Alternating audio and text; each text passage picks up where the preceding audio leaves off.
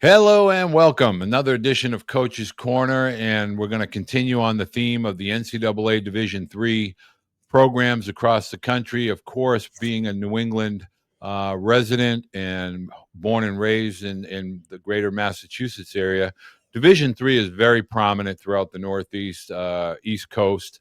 And so I thought we'd continue and stay on this topic, add a little insight for parents and families that are currently at the high school level looking to expand their knowledge with regard to the NCAA Division III space. And today we're going to talk the Little East Conference. And, I think they have one or two national championships. I know they've been to the College World Series at the NCAA Division III level in Appleton, Wisconsin, a couple of times under former coach Ed Flaherty. But today we're going to talk with former Maine Black Bear, uh, lifelong resident of Maine and from Westport, Maine, head coach of Southern Maine University, Scott Heath. Scotty, thank you for taking the time to join me today. Yeah, thank you for having me. It's a pleasure to be here. It's such a prestigious program, and what Coach Flaherty has built here. With the two national championships, I think 9 or 10 College World Series appearances, and um, it's a premier program like you're kind of talking about, and it's well known in the Northeast for sure. Well, and that's kind of the little secret that everybody's been able to keep, but hopefully we can shed some light on that today. Now, I would love for you to talk a little bit about what makes the campus, like what makes Southern Maine attractive, not only from a baseball student athlete perspective, but from a student perspective, spending their 4 or 5 year undergraduate career at Southern Maine University. Yeah, well, it's actually a split campus. So there's a campus in Gorham, Maine, which is a little bit rural. And all the athletics are on Gorham, and then there's a another piece of campus in Portland, which is 20 minutes away, and that's almost downtown Portland, where you kind of experience a little bit of both sides of Maine. Where you have Portland, Maine, a lot going on. Obviously, an up and coming city, and well known in New England. And then you have Gorham, which is a little bit quieter, uh, a little bit different kind of lifestyle. And so you kind of get to experience the best of both worlds when you come up here to Southern Maine. And obviously, what makes the place special is the people. The people care. You have support throughout the communities. We're obviously directly tied with the Southern Maine community and baseball throughout the state. But the people here care. They want to see you be successful. They want to see you win, and that's what makes the place great. One of the things that I try to explain to parents is, and you're a former Division I player, so you can add some insight to this. Uh, you know, Also, just not to toot Coach Heath's horn here, but he was the Gatorade Player of the Year. So you're talking about somebody that played the game, was very talented, and now is a head coach at the NCAA Division III level. Talk a little bit about the caliber of play within the Little East. I think a lot of people instinctively want to start to, when we talk college athletics, SEC, ACC, but really the Little East, and if we talk about the new MAC and the NESCAT, Division III athletics are extremely challenging. Really, a lot of talent up and down all of the rosters within the Little East. Former national champion Eastern Connecticut, I think they won it maybe 3 or 4 years ago. You got a former Division I coach and Coach Blood at Keene State down in New Hampshire. Talk a little bit about not only Southern Maine's roster, but the rosters that you face day in and day out within the Little East. Yeah, for sure. I think coming from the University of Maine, I was obviously in the middle of mid-major, Division I baseball, and you saw the game start to change and grow a little bit, especially post-COVID. So when I first got here, I wasn't exactly sure what I was getting my, you know, feet into, really. And just seeing teams play, and playing a good schedule here, and within the conference, obviously, with those great coaches that you kind of talk about, great coaches and programs, like there's a ton of talent here, and there's I think sometimes like people take the Division 3, hey, this is for granted, I can go there and play. Well, like there's a lot of good baseball players here, and a lot of good recruiters, and it's not a sure thing like, hey, you go here and you're going to be inserted into the middle of the lineup. Like you still got to go out there and perform. And I think part of what makes this conference so great is obviously the coaches, but like there's such a history of teams winning national championships here, teams going, making runs in postseason play. There is, a ton of talent here, and it has the chance to be a multi-bid league. And just kind of, looking at our roster a little bit and what was kind of left for me, I think we kind of are going through our ups and downs a little bit. But like you go in league play, like guys that were pitching Division 1 baseball, 5-6 years ago are now pitching here, and it's one thing to kind of swallow your pride and be like, hey, where do I have the best opportunity for my career to go play? And I think you kind of see with the transfer portal now and everything kind of going on, and the roster size shrinking at Division 1, that there's going to be a lot of kids here. There's going to be a lot of kids who want the opportunity to go play college baseball. And I think the league and obviously the other leagues that you mentioned, the NUMAC, and you obviously have Endicott and the, other league, and then, the NESCACs, like there's going to be better and better baseball players here. And I think it's going to be common. And, I'm excited to see it kind of grow moving forward. One of the things I would love for you to discuss, and when I talk to parents and student athletes across the country, they're all under the assumption that, oh, geez, Southern Maine's not going to recruit me. I'm from Pennsylvania. I'm from Georgia. I'm from Texas, what have you. But really, not only at Southern Maine, but all of college baseball at all levels, both NCAA, NAIA, and obviously JUCO, talent is being dispersed across the country, and college coaches are looking for quality athletes of character, competitive ability with regard to the classroom, and obviously between the lines. But what are some of the attributes that you're looking for with regard to a student athlete at Southern Maine? Because you're not looking for a guy that says, oh, I want to play Division 3. You're looking for athletes that aspire to play baseball at a high level for a long time. So talk a little bit about when you're out recruiting, what catches your eye as a head coach. Yeah, character is obviously huge, and when it comes to a lot of my initial conversations that I have with recruits, and I really tell them we're about three things, and it's guys who value their education, who want to get a good education, can take care of their work in the classroom, guys who are competitive, who I think are tough kids who want to go out there and win, and guys, lastly, guys who love the game, guys who you take baseball away from them, it changes their life. Like I want to be surrounded with a group of people and kids who like baseball is extremely important piece to them, and those are the kind of the three things I talk about and who I really want my program. And it's very evident right away, if the kid kind of is like, hey, that really fits me, we have great conversation. And for guys where baseball isn't the end all be all for them, or hey, they're chasing something else, our conversations usually don't go anywhere. So those are the three big things I'm looking for. And it's, you have to love it to be here, because you do deal with challenges in Division 3 baseball, no ifs, ands, or buts, or about it. But if you're surrounded with a group of guys who loves it as much as you do and are passionate for it, it makes my job a lot easier. And I want kind of expand on that. And I think a lot of times parents and athletes, and we have rankings and everybody, I'm a Division One, and we get so caught up in that. And I get it. Kids like to dream and dream big, but I would love for you to talk about what it takes.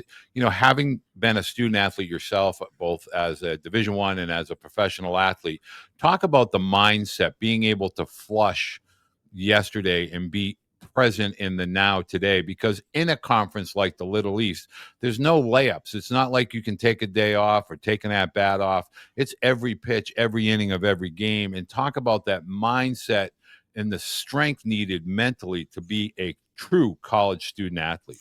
Yeah, it's a lot, and I think a lot of the kids who come here and go play college baseball are some of the better players on their travel or high school teams, and they don't deal with failure right away.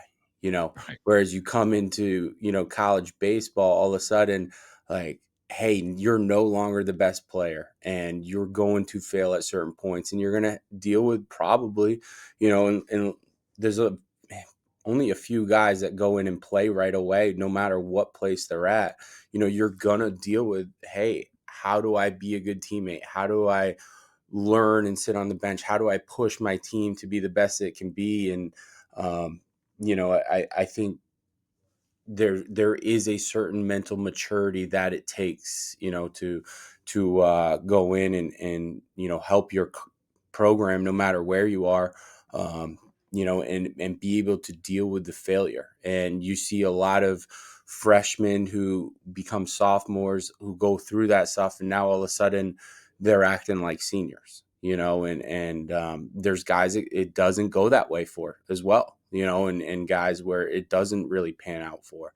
But if you can kind of come in with an open mind and just be ready to work and help your program, I think that's what it's all about, and you grow as a person doing that too. So my next question, and I think you're the right guy and right coach to ask. A lot of times when we start to think about baseball, high school baseball, travel baseball, we talk California, Florida, Texas, Louisiana, Georgia, but the New England states offer elite athletes, student athletes. But they're built different because they have that mindset. They're not adverse to the cold weather, the raw, windy days. It's part of how we grow up. It's part of how we perform during athletic. But can you just talk about having that dedication and that discipline, knowing that every game is going to be a game against a competitor, a warrior mindset? And talk about that at the Division 3 level. We think it's just Division 1 athletes, but there are a lot of scouts coming to Division 3 games. There's a lot of, in today's world with transfer portal, there's a lot of college coaches looking at Division 3 athletes, largely due to their mental resilience and the determination and the competitor factor as an athlete. Can you talk a little bit about that with regard to not only Southern Maine, but the Little East Conference? Yeah, kind of start here in high school, but like a lot of New England kids and a lot of the kids that, I recruit and we recruit as a coaching staff and we who ultimately decide they want to be a part of this is, multi-sport athletes, Right. guys, Bingo. guys who aren't playing baseball year round. They may be in the cages and working on their craft, nine out of the 12 months, but they are playing multiple sports too. And it kind of gives them a diverse, it gives you a diverse athlete who really has the ability to kind of develop once they start focusing on baseball full time and going through your program just kind of speaking on behalf of the conference. We played Keene State last weekend, and they rolled out a team that Coach Blood kind of came in and built, and they're athletic, they're tough, they want to win every single pitch, and it takes certain guys to be able to go out there and be able to do that. And, I think it's a testament, obviously, to the coaches in the conference, but, who we are, and the types of kids that come to these state schools, like the UMass Boston, like the Eastern Connecticut, the Keene State, like there's special kids here, and a lot of them are tough multi-sport athletes growing up, and then they come in and they take off in baseball. And obviously today with the transfer portal, you see guys from this conference, you know, I don't want to say getting poached, but like they're going to play Division I baseball and they're having a lot of success doing it. Where they're playing early on in their career and developing, and now all of a sudden Division I schools are going to be like, hey, who's this kid? Who's this kid? Who's this kid? Because that's just the new age of where we're at in college baseball today. So And one of the probably the most misunderstood and probably most the absolute what I consider to be best kept secret with regard to scouts.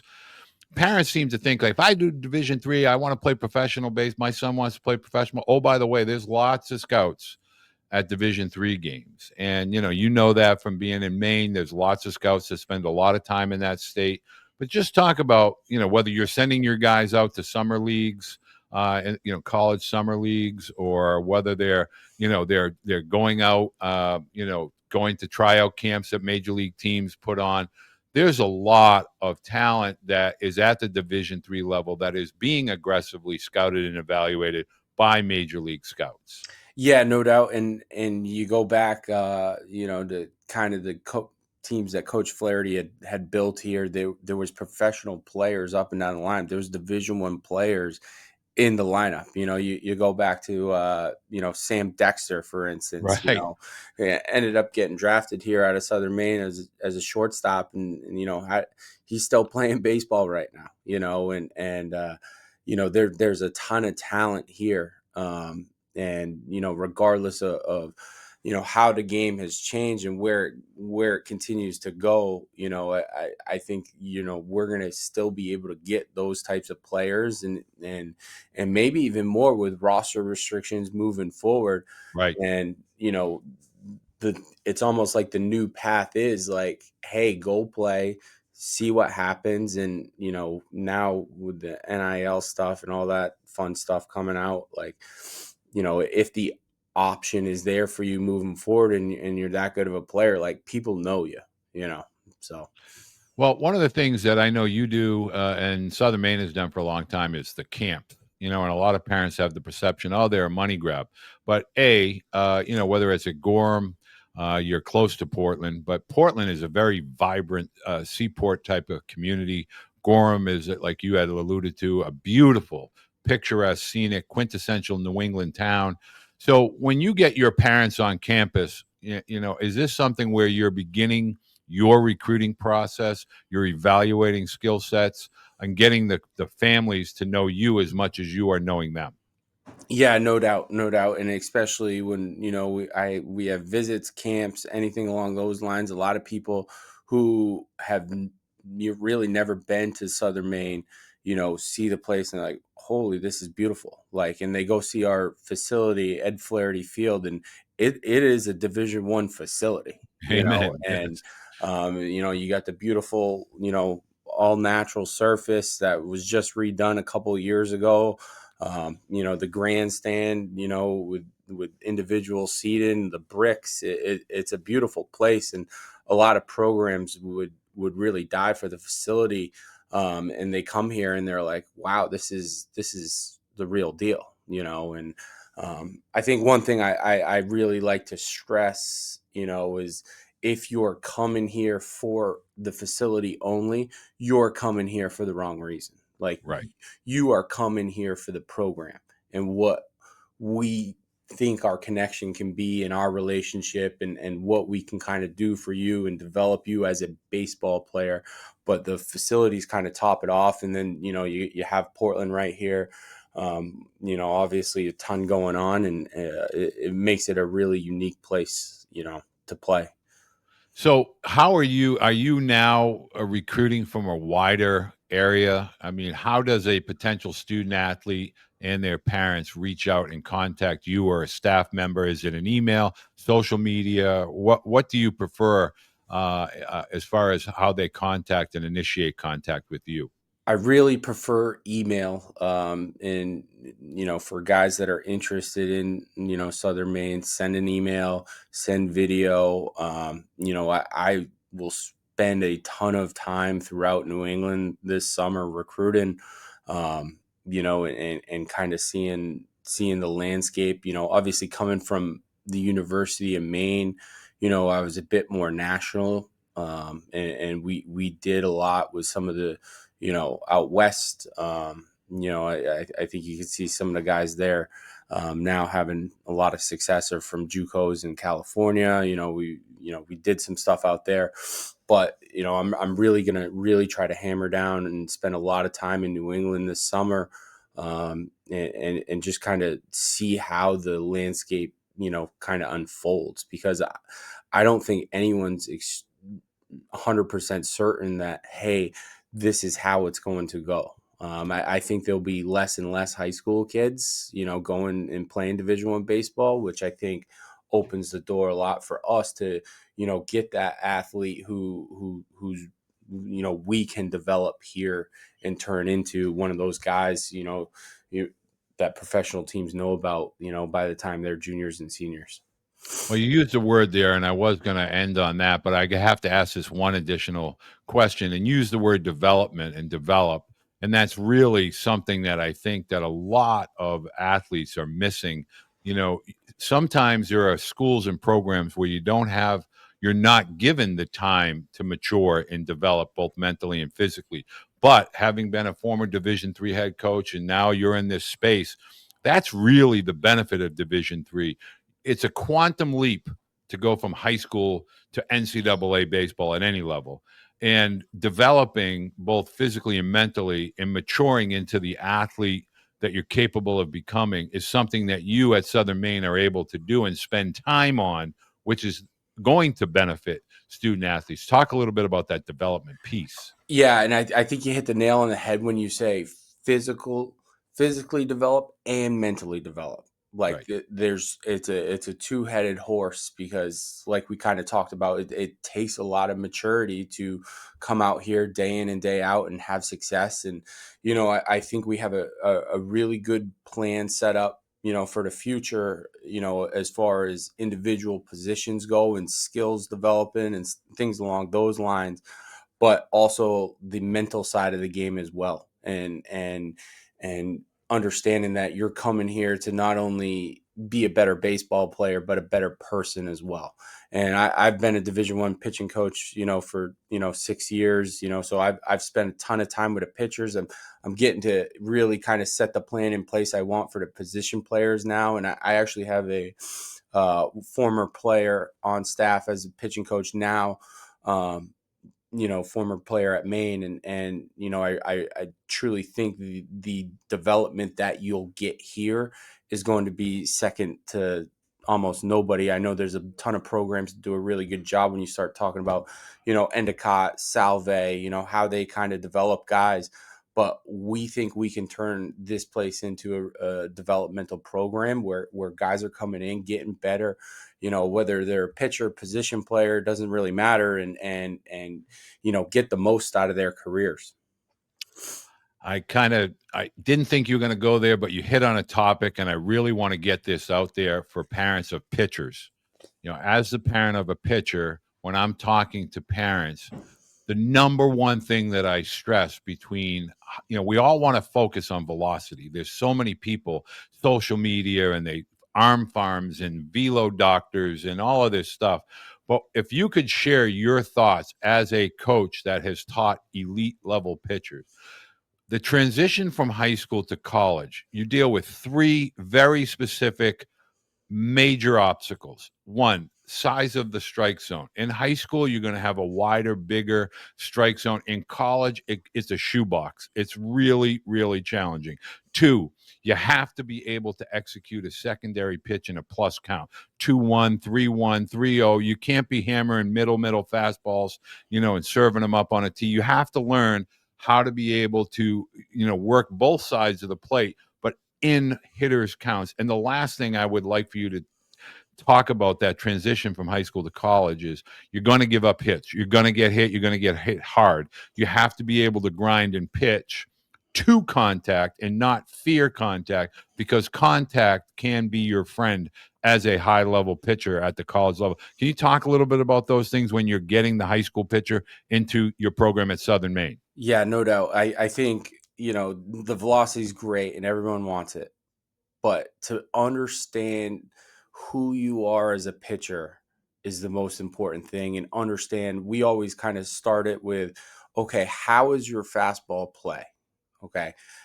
Are you more high spin? Are you more, going to be a sinker guy? And we start to play around and be like, okay, these are the windows that give you the most success. And then we kind of try to develop our off speed off of that. And guys got to be able to understand, like, hey, every 1 through 9 in the lineup can hurt you, at any point against these teams. And it's about throwing quality strikes, not just strikes.